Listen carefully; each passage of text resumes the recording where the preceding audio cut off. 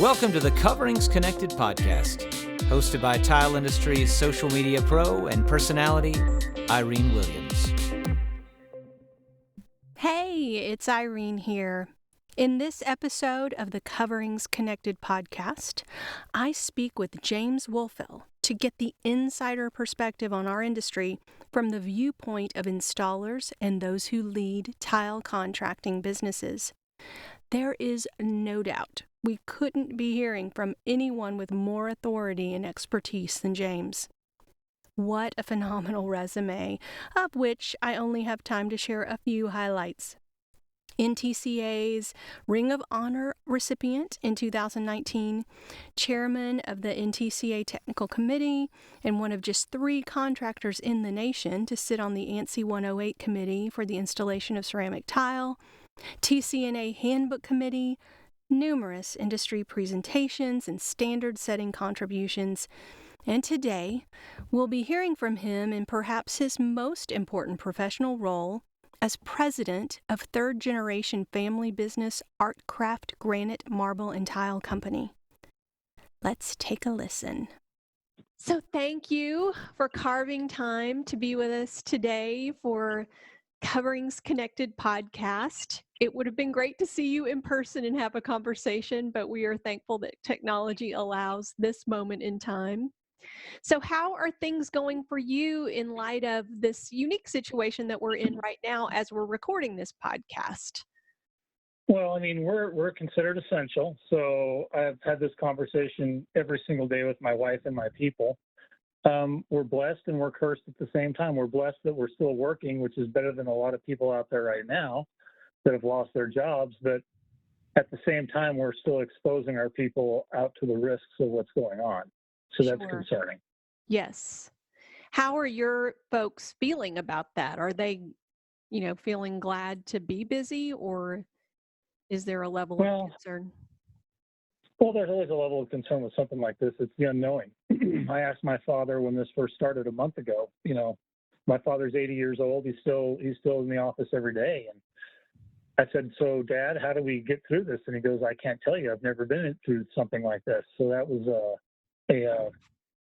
hard slap to the face to me, especially when he's got all the knowledge and the experience that you could ever ask for. Mm-hmm. So it was shocking. So we're all going through this together on something that nobody has ever seen in our lifetime. Right. It's pretty surreal. I mean, honestly, you look back. I tell my wife, yes. Yeah, I tell my wife it's like a really bad B movie. You know what I mean? I get on the road. It's, usually I leave the house at 6:15, get to the office, and traffic's, here in Phoenix, we're pretty lucky. It's a brand new city and there's great freeways, and traffic's, I consider 25 minutes to work traffic, but now it's 15 to 18 minutes because the freeways look like Saturday morning at 7:15. Yes. Pretty crazy. So what kind of projects are continuing, and are you still sensing an urgency from folks to get things done? Oh yeah. We're in Arizona, you're considered essential if you're working on housing or public works, and we're a commercial contractor. We're doing a hotel and we're doing some schools. So we fit right into that, those parameters. Mm-hmm. And, they're still pushing forward with the work. I still get these schedules. I can't tell you how many emails from from general contractors that say, are you guys delayed for anything, this, or the other? How's the virus affecting your manpower and affecting your schedules? And, it's pushing things back because we're being extremely careful. We came out probably 2 weeks in advance of the state of Arizona and pretty much any other state with our own protocols for safety. We went to 100% masks, 100% gloves, and 100% safety glasses at all times. Wow. That is so fascinating. And my guys feel pretty safe. Well, the advantage that my company and that we have and that I have, I feel especially, is that, I'm involved nationally when it comes to the tile industry. Yes. And so I get to speak to people all over the country and ask questions about how they're doing things.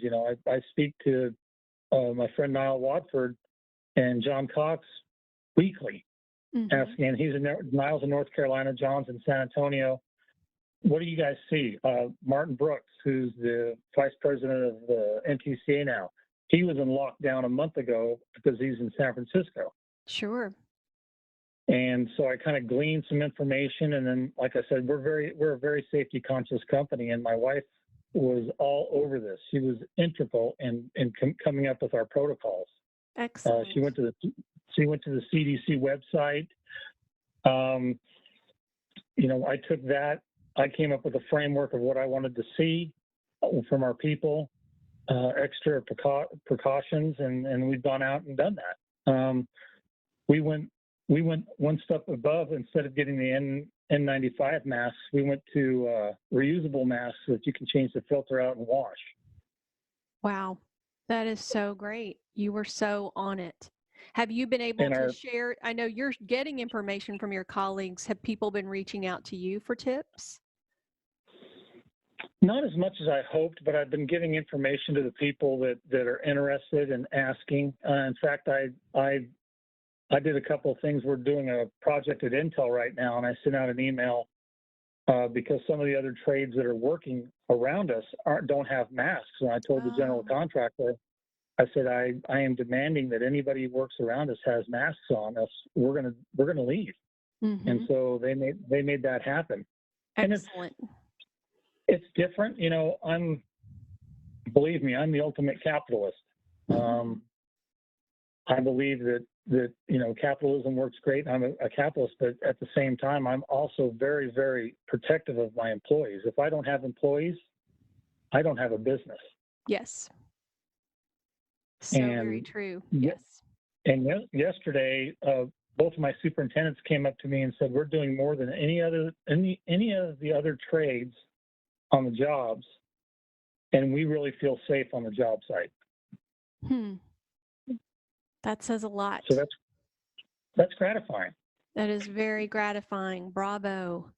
Because there is no script for what we're going through. And I think coverings, I think they made a very good decision, especially what we see now that New Orleans is a hot spot. Sure. I think it was no matter how disappointed I was not being able to go, they made the right decision. Absolutely. It's a terribly tough call. And at the moment that was happening, honestly, it was still quite early in the process. So, but as other shows were being canceled that are scheduled even after coverings, it certainly seemed pretty clear that was going to happen. And we have all had to make sacrifices and incredibly hard decisions in this time. So, well, you look at the part owners of the show. You've got Italy and you've got Spain, and they're just getting. I feel for them. I have friends in Spain that I email back and forth. I was fortunate enough to go to Kuala Fair 4 years ago to speak in front of the World Congress of Ceramic Tile Quality, and the gentleman who runs it, Javier, we go back and forth. I check to see how his family and his friends are doing. Yes. In Spain. Yes. Yeah, we're such an international industry, and I'm like you. I have friends in other parts of the world, and so certainly not only a concern for them, but the knowledge we were getting as things were progressing was actually a little scary, but very helpful for us to start to take things seriously, And going back to the industry, for us, like I said, we're fortunate that we're working. Construction right now is the only thing really that is keeping this economy going right now. Right. And to be called essential, I told Bart Bedick, I called him on the phone and I mentioned to him, I'm going to write an article. I'm putting it together in my head right now. I like to write articles and I like to speak in front of people, but unfortunately, it takes an event, a worldwide pandemic, to shine the spotlight on tile contracting and installers that we are essential. Absolutely. Of course, those of us in the industry know we don't have anything without you. Nothing happens without you. So the gist of my article is going to be, yes, we are essential. And I'm glad we're recognized as it finally. It takes a pandemic to get there, but what's the difference between essential and necessary, Irene? That's the question that I'm going to be trying to answer in my article. What is that? What is the difference? That is very intriguing. So can you give us a peek into your thoughts, like where you're headed with that? Not to spoil your article, but that's a very intriguing angle. Being involved in this in my entire life, I'm a third generational tile contractor. I always knew that we were essential because we're a finished trade. We're used for decoration, but a lot of times we're used for health. You know, we cover substrates, so the environment in which the bathrooms or the kitchens or whatever, it's a healthy environment, and there's nothing more healthy than tile. It doesn't have the same problems as plastic-based materials, carpeting, things like that. We're more hygienically superior to those other floor coverings and wall coverings, and that's always been in my head. But at the same time, at what point in time does necessary come into play? Where do we really need to be out there exposing our people to a danger? And it is a danger.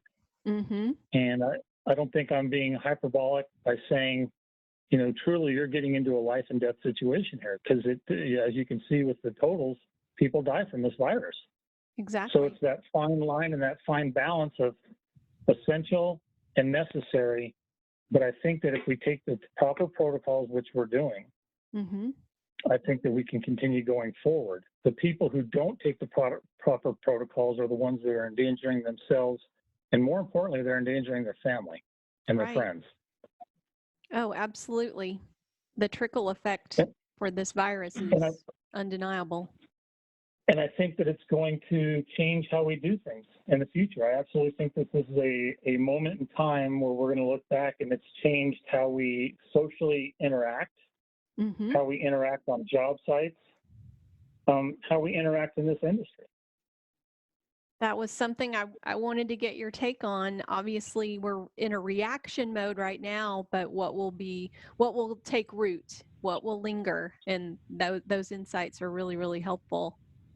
In general, do you sense that, like NTCA, the industry at large, will also awaken to some new things? Obviously, you, from your vantage point, being on those job sites very clearly, but do you get a sense that all of us are in a moment of transition into a new era? Well, yes. And with everything that you're enlightened to comes a downside.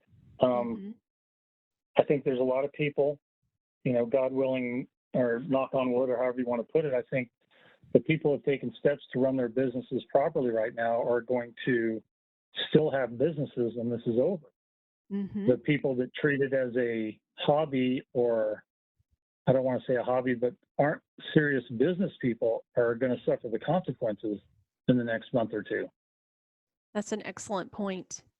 Yeah, you hear a lot about, in these moments in time, it reveals kind of the undergirding, the foundation of those businesses that already exist. So that makes a lot of sense, what you're saying. And going back to the NTCA and the networking, you know, the biggest thing that came out a couple of weeks ago is, you know, when they passed the SBA PPP loan act, there was the executive director of the NTCA and our executive committee went back and forth with emails giving information on how to apply for these loans properly and what to look for and things like that. We applied for our loan. We got our paperwork done. We applied for our loan Tuesday, and thankfully this morning at 7:50, our loan was approved. So we will be receiving money to pay for our people. So I think how this is looked at is, if the economy completely shuts down for a month or two, that I can pay my people still.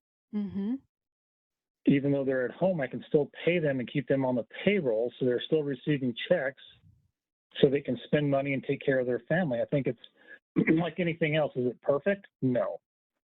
But it does a lot to help small businesses. And I would say, you know, when you get this out, even though it may be later in the game, I would still apply for those loans. Great to know your perspective on that. You know, I know it's a lot of going to people keep us don't running. want a loan. Yeah. No. Well, I looked at the loan and I had after we applied for it, I called my banker up and I said, give me the framework. Just give me the Cliffs Notes, if that's still relevant, Cliffs Notes. But give me the Yes. Cliffs Notes version of this loan. And they came back to me and told me what it was. And it's a very, very fair proposition. All you got to do is keep your paperwork intact. And I think the loan interest rate is 1%, Irene. Wow. Very, very good information. And I hope, and I've seen some of that from the NTCA just through, being involved in the industry, and have been so glad to see practical information shared, because I think we're And all a little overwhelmed right now too, and I remember when I became president, and this is 4 years ago. I'm reliving my glory days. But when I became president, Bart and I would sit down. Bart Bettiga. Yes. He sat down. I flew to Jackson, Mississippi, and he sat down and he said, "What are your goals as president?" And I said, "Well, I want to make the NTCA the most important trade association in the tile industry, and I also want to make it more internationally known." And so Bart worked his butt off, and I helped him a lot, and I feel as though we've gotten to that point where now we can disperse information like this to our members. We have over 1,500 members, and that they can benefit from the knowledge that people in the NTCA have. Absolutely. It's so important, that shared knowledge. And all, I mean, look at you and the lineage in your family. I mean, the knowledge that you have access to, and you're one of many. That's the beauty of the installation industry is, a lot of them are family businesses. It's really cool to see people kind of carry the torch from generation to generation, because the knowledge, I mean, just knowing how to do it, for goodness sakes, and and there's something always changing. So. And you said something a little bit earlier about how you understand how important installers are to this industry. And I think distributors going to the industry and how it is today, right now in a snapshot in time, I think the smaller distributors that relied on residential installers or didn't quite give installers the respect that we are due, are suffering because they can see what happens when the industry shuts down, especially residential. I was told by the manager of Dow Tile a couple of days ago that their residential is down 40 to 60% already, their sales. Right. Wow. It's just a reality.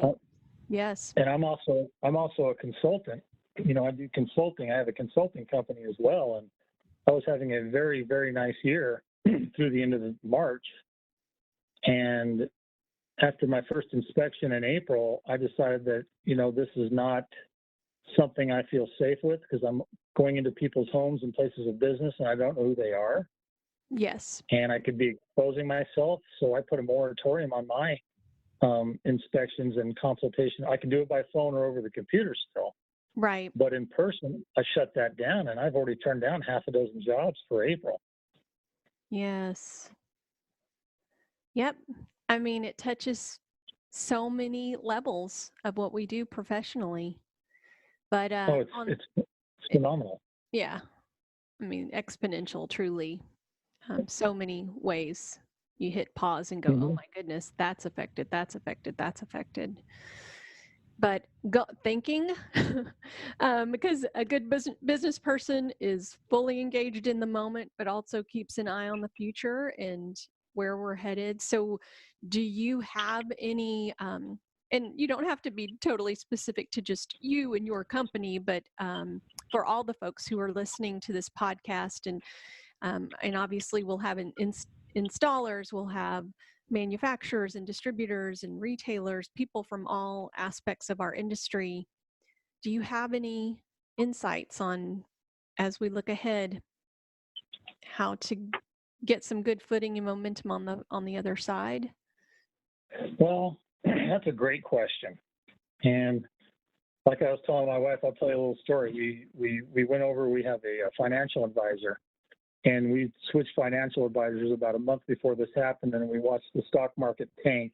Oh, yes. And then applications like Zoom take off, and it's like if I had the wherewithal, the foresight to say, man, I should have bought a lot of stock in Zoom, I would have Yep. made up for it. So you're asking me to forecast in my crystal ball, which is fine because I think about it every single day.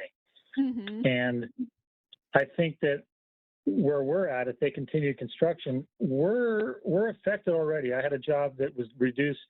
It was a $400,000 job that's been reduced by 75%. It's now a $100,000 job because the owner isn't sure about the future. Right. And so we've been affected that way. I am still bidding work into 2021. Okay. In fact, I did one this morning, a very large high school project that I did, about a $500,000 project that I'm,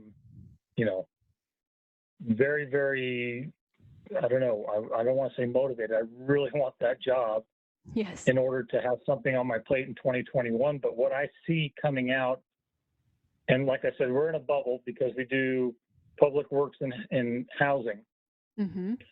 And I've got work right now through October this year, Okay. fortunately. But I think there's going to be two things that are going to happen. I think when this is all lifted, that we're going to continue to go doing work that has money in the pipeline already. And so we're going to continue to do that work. Okay. And I think there's going to be additional work because people are going to free up spending. Mm-hmm. And I think there's going to be a lowering of contractors because I think some of them are going to go out of business because of this, unfortunately. And we're going to collect more work because of that. Mm-hmm. And I think it's going to be really, really, really busy. I know everybody was busy before, but as soon as it starts to get back online again, I think it's going to be really busy. Yeah. At least I'm hoping. That's what I'm expecting. I've heard the phrase construction tsunami that will be coming. Right. And that's a concern. I mean, that's a concern because can the jobs be manned? Yes. That's what we're all hoping for. Mm-hmm. But I almost wonder if a perspective of recruitment. On the flip side, if some businesses fold, can you reach out to and absorb some of that quality, skilled talent that's going to be out there that needs a place to work? Just things like that. I wonder if that would be so helpful. I've already picked up a helper, Mm-hmm. a tile finisher, and I'm in discussions with a tile installer and a tile finisher that they need to work. They're residential guys, but they are very skilled and they can do commercial applications. Mm-hmm. And so I'm thinking I might be able to pick up 3 or 4 people, which is fantastic right now. Yeah. And then the need for training will always be there. Yes, to get some of those folks up to speed. Yes.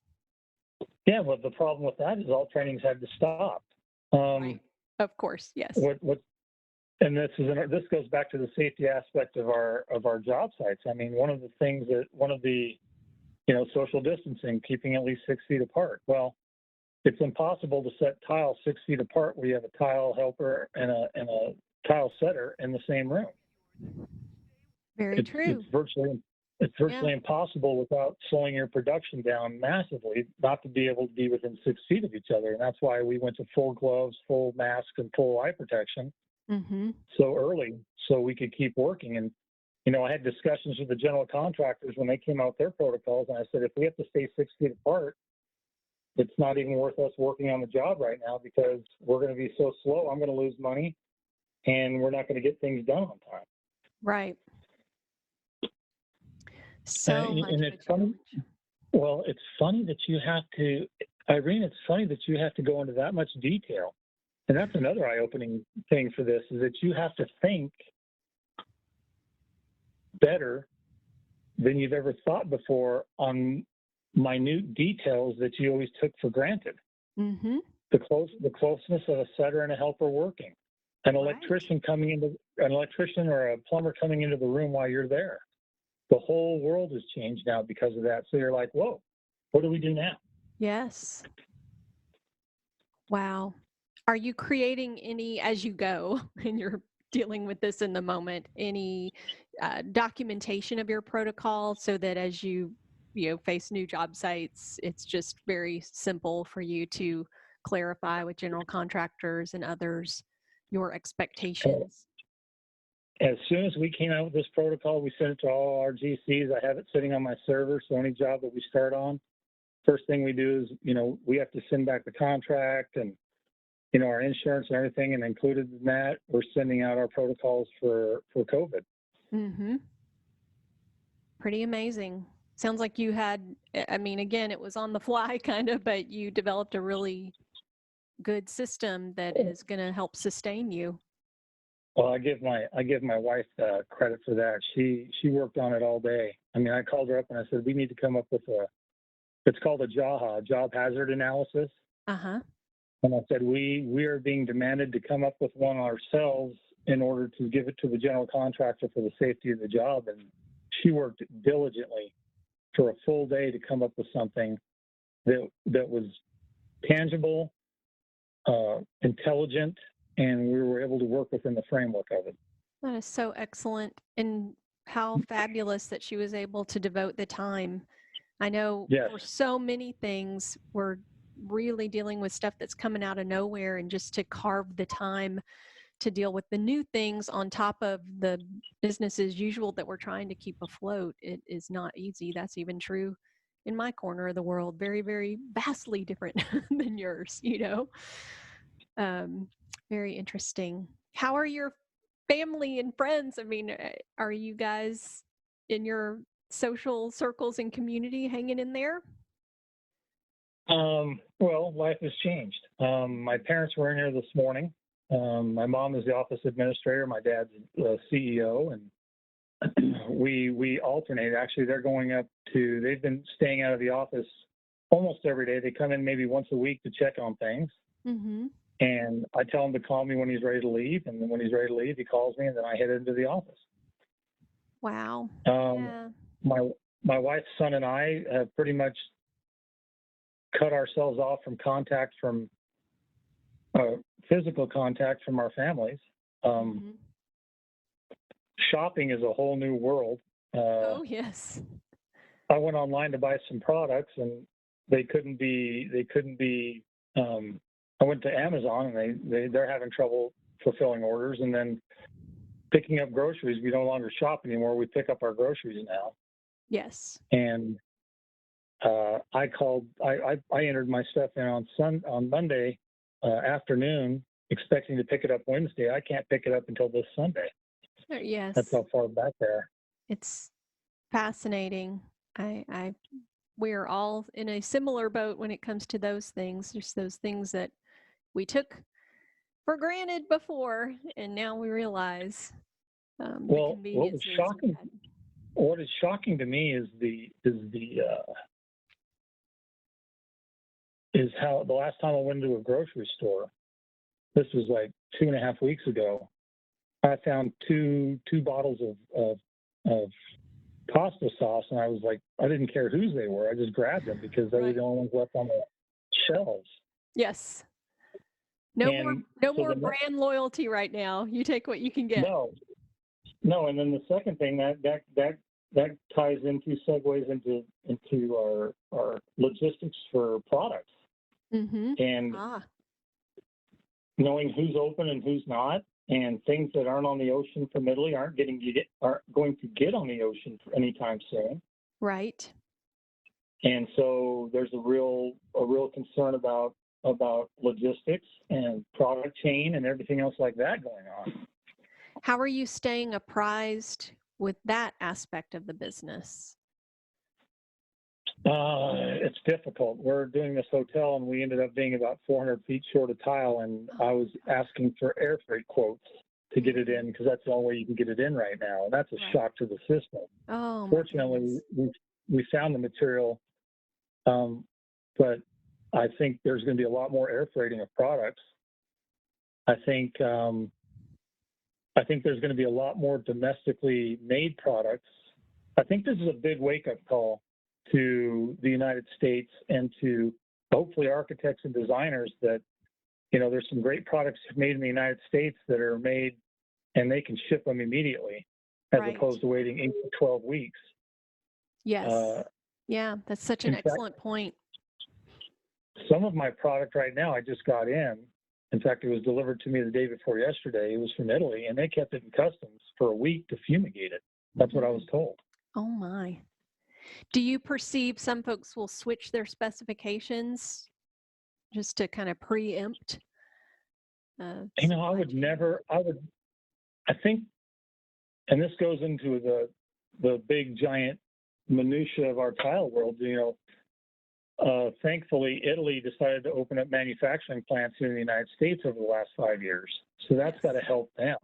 Yes. But our domestic manufacturers like Crossville and Dow Tile and Metro, companies like that who've always produced here, I think I'm hoping they see a rise in product purchasing. Mm-hmm. Because they've stuck with it through thick and thin. I think, and this is my personal opinion, but I think the products from China are going to have a stigma with them after the fact. I really do. Yes. That's my personal opinion. In my head, they already do now. Well, and tariffs also that look like they'll be permanent. Yeah. And I'm already getting questions asking, is this material coming from China? I've had that question a half a dozen times in the last month. Mm-hmm. And the first thing they say, if it's coming from China, we'll switch it over to something else. And that's an eye opener. Very much an eye opener. Wow.